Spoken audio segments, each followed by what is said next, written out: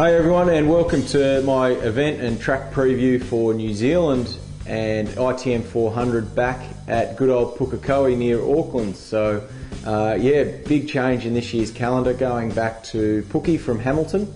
Hamilton was a great street track, I am going to miss that, but on the same token, Puke always had an incredible atmosphere. I raced there twice in 2006 and 2007, my first couple of years in V8 supercars, and it's a great track. It's a great hub. It's always got a great environment and great atmosphere. The crowd always turns up there, I think probably because it's much closer to Auckland. And it's a real driver's track. I believe they've made some modifications this year to the circuit down the big back straight. I think they've put in a little bit of a bus stop like chicane to slow us up before the hairpin because they're unable to get enough runoff area at the hairpin. So a safety thing, yep, it's taking away a bit of the speed that we love there, but I think it's really going to keep its character still. As I said, I remember racing there a few years ago, and it was definitely up there with one of my favourite tracks on the calendar.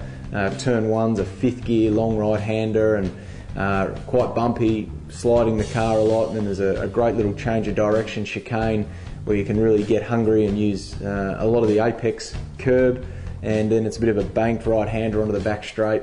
So there's a real art, quite technical, but very enjoyable track. And then obviously at the end of the back straight we've got a hairpin, first gear, and then it's just up through the gears in a really crazy last section.